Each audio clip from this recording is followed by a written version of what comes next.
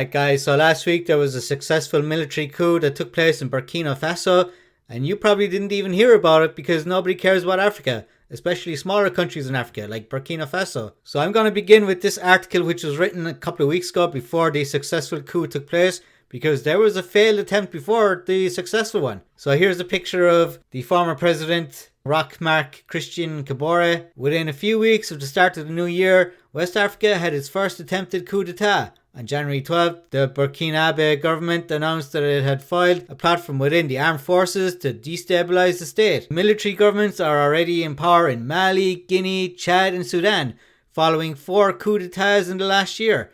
So this follows a bunch of other coups that took place in other countries, and the successful coup finally took place around January 25th. So in a confirmation that a coup d'etat was carried out in Burkina Faso, representatives from Burkina Faso's military announced that they had deposed President Roch Kaboré, dissolved the government and legislature. So here's a map of Africa. We can see Burkina Faso, I colored in red, and then the 4 other countries that have military in power right now: Guinea, Mali, Chad and Sudan. So this military takeover, it's starting to spread across Western and Northern Africa, and I'm going to be talking about another country towards the end of the video where another coup may take place. And this article talks about the reaction across the world. The UN, the West African bloc, ECOWAS and the African Union condemned the power grab by mutinous soldiers. The coup comes amid an increasingly bloody armed conflict that has killed thousands and displaced millions across the Sahel region. So now we're getting into the reason why this coup took place.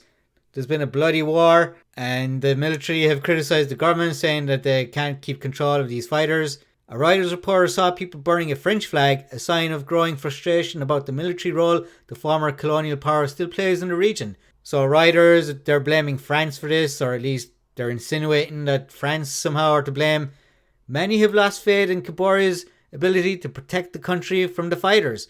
Now, what fighters are they talking about? So here's the leader of the coup, Damiba, Lieutenant Colonel Paul-Henri Damiba, and he blamed the president for failing to contain violence by Islamist militants. So these are the fighters, and funnily enough, Al Jazeera didn't mention that they're Islamic fighters, but in this article on Yahoo News, which is from the BBC, they do mention Islamic militants. So that's the main reason. So the African Union suspends Burkina Faso following military coup. The African Union has suspended Burkina Faso until constitutional order is restored in the West African country. So the African Union is basically every African country. It's got 55 member states, which is basically every country in Africa.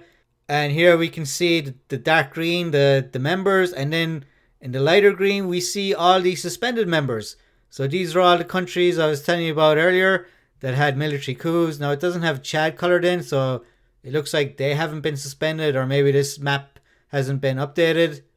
The 15-nation West African group, ECOWAS, had already suspended Burkina Faso last week, making it the 3rd nation in the regional bloc after Mali and Guinea to be punished for military takeovers in a year and a half. So ECOWAS, which is the Economic Community of West African States, there's 15 countries, and here's the map. And again, in the light green we see the countries suspended. So we have Mali, Burkina Faso now, and Guinea. They're all suspended. So just to go back here a second, the African Union said until constitutional order is restored, they've been suspended. So here's an update from February 1st. Burkina Faso's junta restores constitution 1 week after the coup.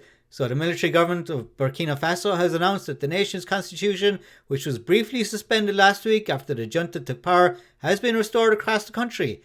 So we'll see if the African Union brings back Burkina Faso. The junta also appointed its leader, Lieutenant Colonel Paul-Henri Damiba, as the country's transitional president until elections can be held. So this guy says he's taking over as president until an election can be held, so we'll see what happens with that. And the US pauses $450 million aid for Burkina Faso over the president's ouster. And here we see a photograph of people outside the Air France office. Maybe they're trying to flee the country. So things aren't looking good in Burkina Faso. The government were failing to handle the Islamic terrorists, and now the military's taken over. So who knows what's going to happen? Will things get better? Will things get worse? So let's look at a map again. We see the same countries coloured in as before.